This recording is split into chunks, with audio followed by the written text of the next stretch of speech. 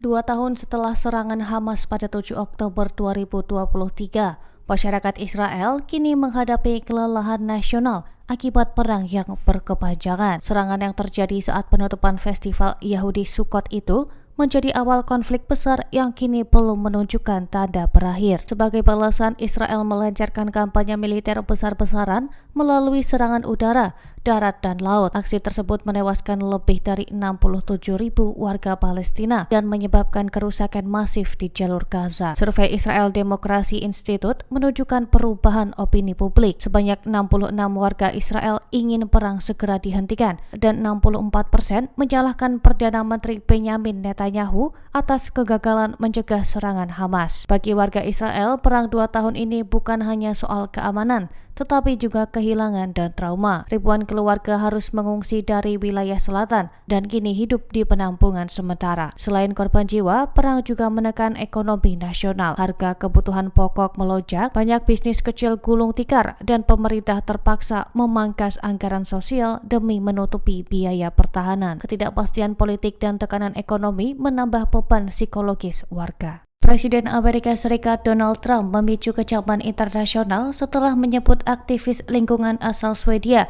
Greta Thunberg, sebagai pembuat onar yang memiliki masalah emosi. Pernyataan itu dilontarkan usai deportasi Greta dari Israel pada Senin 6 Oktober setelah ia mengikuti misi Global Smooth Flotilla yang bertujuan menembus blokade Gaza. Misi tersebut melibatkan ratusan aktivis dari 44 negara yang berupaya mengirim bantuan kemanusiaan bagi 2 juta penduduk Gaza. Namun kapal mereka dicegat militer Israel sebelum mencapai pesisir. Seluruh aktivis kemudian ditahan dan dideportasi. Greta sempat ditahan di penjara Ketziot, fasilitas yang digunakan untuk tahanan politik Palestina. Dalam konferensi pers di Gedung Putih, Trump mengatakan Greta perlu menemui dokter dan menyebutnya sebagai remaja yang marah dan gila. Komentar itu menuai kecaman luas dari organisasi lingkungan seperti Fridays for Future dan Extinction Rebellion. Mereka menilai Trump melecehkan perjuangan kemanusiaan dan aktivis muda.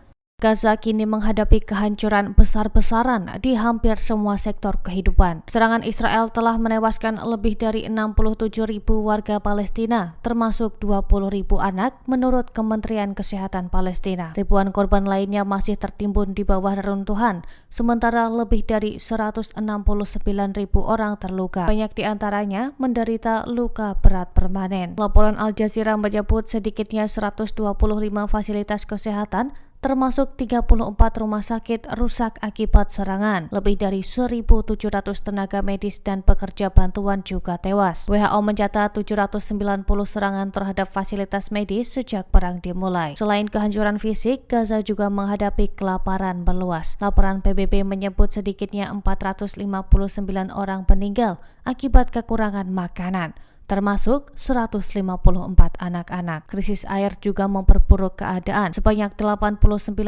infrastruktur air dan sanitasi hancur, membuat sebagian besar rumah tangga hidup dengan kurang dari 6 liter air per hari. Data menurut OCHA, hingga Agustus 2025, 92% bangunan tempat tinggal dan 88% fasilitas komersial rusak. Para ahli menilai kondisi ini sebagai bencana kemanusiaan terburuk abad ini, dengan pemulihan yang diperkirakan memakan waktu puluhan tahun.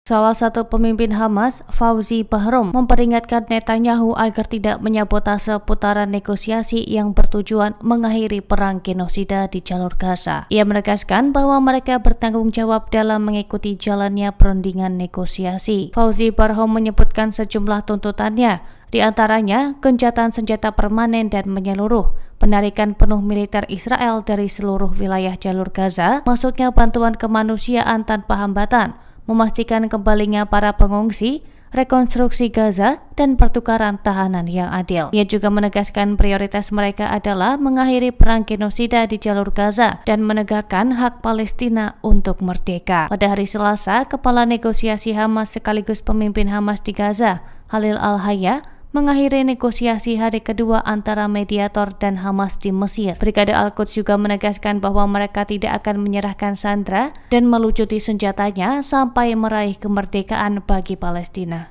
Pemerintah Mesir mulai membahas daftar tahanan Palestina yang akan dibebaskan dari penjara Israel sebagai bagian dari rencana gencatan senjata yang digagas Presiden Donald Trump. Negosiasi tidak langsung antara Hamas dan Israel masih berlangsung di Kairo. Menurut rencana yang disusun pemerintah Trump, Israel akan membebaskan 250 tahanan Palestina dengan imbalan pembebasan 47 warga Israel yang ditahan, termasuk jenazah sebanyak 25 orang. Sedikitnya 6 nama menjadi pusat perhatian dalam daftar tersebut. Mereka disebut sebagai figur militer dan politik yang berpengaruh dalam gerakan perlawanan Palestina. Salah satunya adalah Ibrahim Hamad, mantan pemimpin sayap militer Hamas di tepi barat yang ditangkap pada tahun 2006 dan divonis 54 kali hukuman seumur hidup. Israel menilai Hamad sebagai tahanan paling berbahaya karena dianggap bertanggung jawab atas serangkaian serangan yang menewaskan 46 warga Israel. Selama di penjara, ia telah menulis studi tentang sejarah perjuangan Palestina